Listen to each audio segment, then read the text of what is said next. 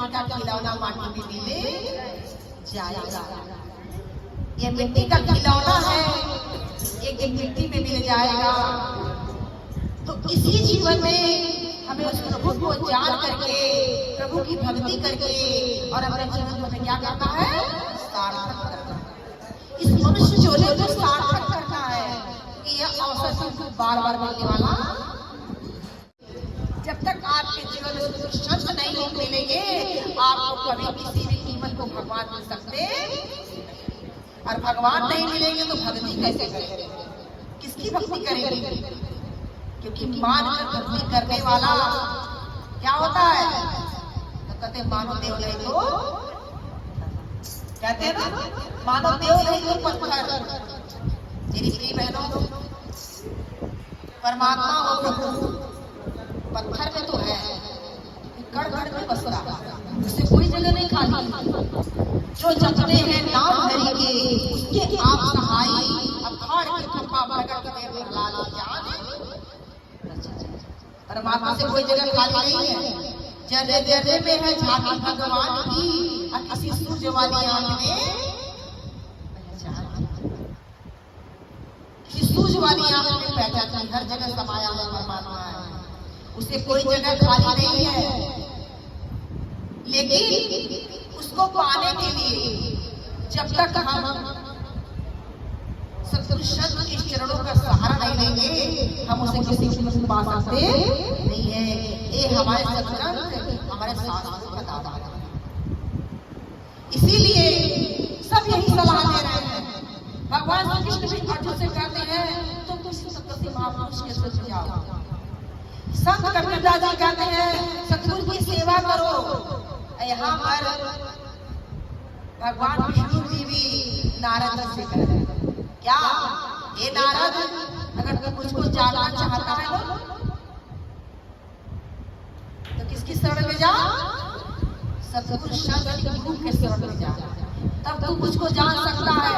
ऐसे मुझको जान सकता नहीं है। अब मुझे बिना जाने, मेरे भी बिना उस गुरु के जाने, अब बिना गुरु का जितना भी जो भी तुझसे भक्ति कर रहा है, सब क्या है, सब बेकार है। गुरुबिन माला फेरता, गुरुबिन करता दान, गुरुबिन सदन से फल हुआ, गावन वेद पुराण। तो हमारे शास्त्र क्या कहते हैं कि काम किए जाए, नाम लिए जाए, घट बीच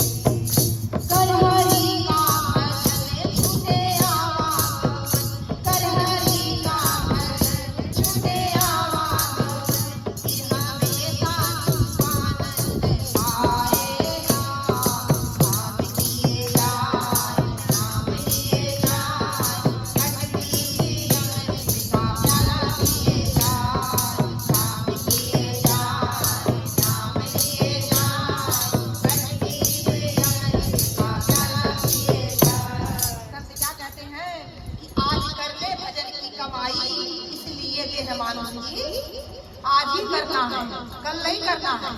कल को कौन देखा है? कोई देखा है कल? कल करने वाले काल के काल में जाते हैं। काल हर समय हर वक्त उखाड़ के बैठा हुआ है। कब किसको अपना आहार बना ले इसका कुछ पता नहीं है। इसलिए काल बयाल से अगर बचना है तो बस मात्र एक साधन है, क्या? क्योंकि हमारे संत कबीरदास जी कहते हैं, चक्र काल मिश्र दिन चले तीसत सब संसार, अचरन शरण गुरु राम कर सेवक लीने उबार। संत कबीरदास जी कहते हैं, काल की चक्की चल रही है। किसकी चक्की?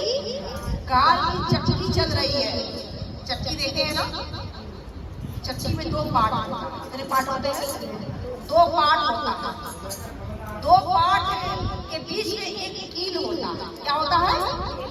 कील होता है। ध्यान देंगे आप लोग, हमारी बात समझ में आ रही है? सब समझ में है ना? उस चक्की के बीच में एक कील होता है। उस चक्की में जितने भी आप अनाज डालते हैं ना पीसने के लिए, जितने भी पार्ट के पास जाते हैं, सारे अनाज पीस करके क्या बन जाते हैं? लेकिन जो अन्न में जो अनाज कील के सहारे बन जाता है उसका बार बार नहीं होता। ठीक इसी प्रकार जो गुरु होते हैं वो कील के समान होते हैं। किसके समान होते हैं? कील के समान होते हैं, जो अपने जीव को काल के काल में जाने देते नहीं है और सदा बचाते हैं। चक्र काल किस दिन चले सब संसार। यह संसार काल की चक्की में पीसी जा रही है। अगर काल बयाल से बचना है तो बस मात्र एक साधन है, वो क्या? गुरु रूपी कील के सहारे लगना पड़ेगा। इसके सहारे? गुरु रूपी कील के सहारे लगना पड़ेगा। अगर जिसके जीवन में वह कील नहीं है, गुरु के समान वह कील नहीं है, वो किसी कीमत पे वह काल से बच सकता। कि सुमिरन बंदगी कल साहेब की, काल दबावे माथा रे जग में कुछ समान नहीं, दाता रे जग में कुछ समान नहीं दाता। गुरु के समान कोई संसार में कोई दाता नहीं है। गुरु वो होते हैं जो हमें वह परमात्मा का, वो प्रभु का क्या करते हैं? दर्शन कराते हैं। क्या कराते हैं? दर्शन कराते हैं। वो भक्ति का मर्म समझाते हैं। जिसके जीवन में गुरु नहीं है उसके जीवन में कभी भी वह भक्ति का रंग चढ़ने वाला इसने नहीं किया। जीवन में संतों का संग, उसके जीवन पे नहीं चढ़ेगा भक्ति का कभी भी। जगत संसार में, इस दुनिया जहान में सत्संग ही सार है। ब्रह्मानंद जी कहते हैं सत्संग ही सार है, जो जीवन का आधार है। जिसके जीवन में सत्संग नहीं है उसका जीवन बेकार। क्या है? बेकार। इसलिए संत बार बार जगा रहे, बार उठा रहे हैं, उठो जागो आज कर लो भजन की कमाई, इसलिए देह मानुष की कर हरि का भजन छूटे आवागमन। आवागमन समझते हैं? जन्म मरण, आना और जाना।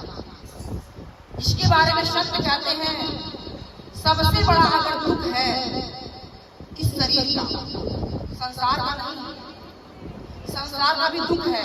इसके बारे में आप लोग को समझाएं। हमारे संतों ने कहा कि नहीं दरिद्र समय दुख जग माही, असंत मिलन समय सुख जग नाही। इस जगत में, इस संसार में सबसे बड़ा अगर दुख है दरिद्र होना। क्या होना? दरिद्र होना नहीं, गरीब होना सबसे बड़ा दुख है। और सबसे बड़ा सुख के बारे में बताए हैं संत मिलन समय सुख जगे नाही। संत के मिलने के समान इस संसार में कोई सुख भी नहीं है। और शरीर का दुख बता रहे हैं। शरीर का दुख क्या है? पुनरपि जन्म, पुनरपि मरणम। क्या? पुनरपि जन्म, पुनरपि मरणम, पुनरपि जननी जठरे शयनम। यही संसारे खल विस्तारे कृपा गारे पाहि गारे। सबसे बड़ा दुख है तो बार जन्मना, बार बार जन्मना, बार बार मरना, पुनरपि जन्म पुनरपि मरणम, पुनरपि जननी जठरे सहना, बार बार माँ की गर्भ में जठराग्नि का दुख सहना। बच्चा जब गर्भ में रहता है ना, जठराग्नि में पकता है। कैसे पकता है? जठराग्नि, यहाँ जठराग्नि है। ऐसे नहीं कि बच्चा तैयार हो जाता है, एक दो दिन में नहीं तैयार होता, फिर 9 महीने लगते हैं बच्चों को तैयार होने में। उस छोटी सी जगह में विचार करने की आवश्यकता है, वो बनाने वाला कैसे बनाता है, एक एक अंग बनाता है, रच रच के एक एक अंग कैसे, एक एक नस नस को कैसे कैसे कहाँ कहाँ पे जोड़ देता है। अगर कोई सा नस दर्द हो जाता है ना, लाखों लाखों खर्च करने के बाद भी डॉक्टर वो नस को सही कर पाते। अगर किसी डॉक्टर ने अगर सही कर दिया तो आप कहते हैं अरे डॉक्टर आपको क्या है, हमारे लिए भगवान। क्या है? आज हम उस भगवान को कभी धन्यवाद नहीं करते, उस भगवान का कभी हमें एहसान नहीं मानते। उस भगवान ने एक एक नस, एक एक नाड़ी, एक एक अंग इतना सुंदर बनाया, इतना प्यारा बनाया है। अगर जरा सा भी अगर कमी कर देता है, इसी अंग को कोई देखना पसंद करता? अगर किसी को लूला लंगड़ा बना दिया तो वो लूला लंगड़ा अच्छा लगता। लेकिन आज हमें परमात्मा इतना स्वस्थ बनाया, इतना सुंदर, एक एक अंग सुंदर बनाया, लेकिन आज हम उस प्रभु को याद करते नहीं। सारी जिंदगी अपने परिवार में मौज मस्ती में निकाल देते हैं और कहते हैं चलो भजन तो कर लेंगे बुढ़ापा में। क्या बुढ़ापा? तो संत क्या कहते हैं?